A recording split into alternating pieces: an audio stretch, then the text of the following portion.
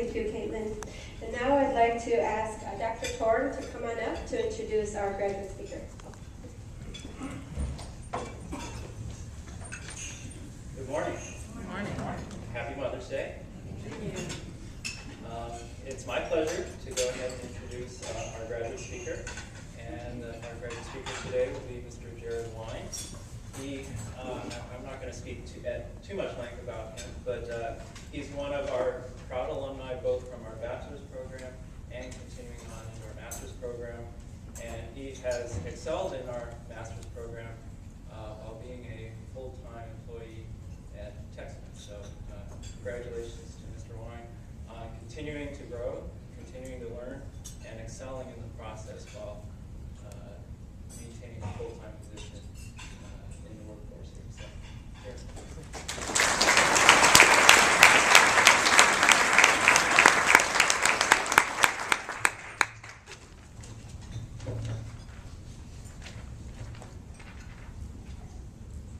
Thank you, and good morning. My name is Jared Wein, and I graduated this weekend with a Master's in Computer Science. I'd like to thank you for the opportunity for me to share my experiences as a student here at Michigan State University. This weekend wraps up 2.5 years of my graduate level education at Michigan State. I started attending Michigan State in 2004, enrolling for a Bachelor's of Science in Computer Science. By 2008, I graduated with my bachelor's degree. The following year, I enrolled again for a Master's of Science in Computer Science. In the past 7 years, I have gained great knowledge and even greater experiences. I still remember my first computer science class, CSE 231, in the fall of 2004. The course was taught in C++ back then, and my section was led by Dr. Embody. In fact, I first met Dr. Embody earlier when I was a student at East Lansing High School. Dr. Embody took time out of his day to help a new club at the school, the Computer Club. Seeing him in my first class at MSU really made the transition a lot easier. I also enjoyed the bits of Slashdot that were introduced at the beginning of class as an icebreaker. The next semester, I took CSE 232 with Dr. Stockman, one of the funniest professors I've met. Dr. Stockman has a great sense of humor, history, and passion for helping out the community. This also happened to be my first semester living in the dorms on campus, and I was still trying to determine my priorities. I spent many nights staying up late and socializing with my friends in Mary Mayo Hall.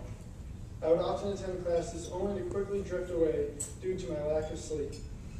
I was ashamed of this, and as such, I decided I would start sitting in the front row of class as more pressure to be attentive.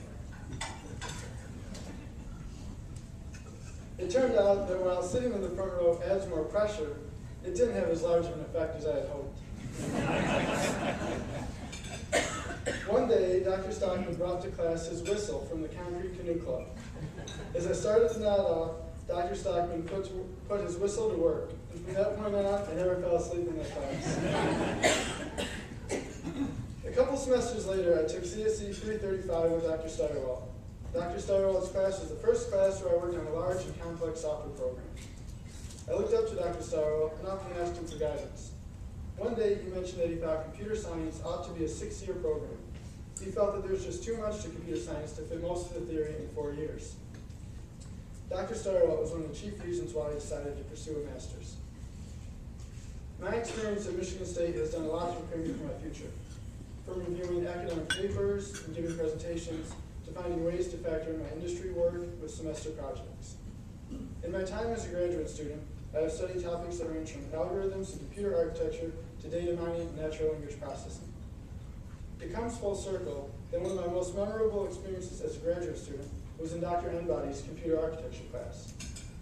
As one of the homework assignments, we were asked to describe how translation look-aside buffer misses are handled. This describes a classic chicken and egg dilemma, where the buffer is empty, yet the buffer values are needed immediately. My partner and I talked to great length about how this could possibly be handled, until we decided to dig into Linux source code and see exactly how a major operating system handles this scenario. We found a section of code and summarized it for our report. I still carry along the response from Dr. Embody. As he graded the paper, he wrote, "I didn't think this answer could be researched. You've proved otherwise." Earlier in this talk, I mentioned that this weekend represents the finalization of the previous 2.5 years that I have spent at Michigan State. Friday's commencement speaker, Dr. Roger Ferguson Jr., President and CEO of TIAA Craft, presented a great quote that I wanted to repeat today. Dr. Ferguson said that we should remember this time as the finalization of an education, not our education. Our education should never end. We should take every opportunity to pursue further growth. As we move on to academia or industry, we must make sure to read blog posts, journals, and books, attend conferences, and participate in the broader computer science community. Graduate school has taught me not to give up. For this, I have achieved goals that others before me have considered impossible, and at times pushed myself harder than I should have. I've sought guidance from peers, family, and friends. Graduate school has taught me to define measurable goals and to push myself and others around me to achieve them in a timely manner. I appreciate all of the experiences that I have had at Michigan State University. I can only hope that some of the undergraduates in this room will make the decision to extend their formal education by pursuing a master's and/or a PhD. Thank you.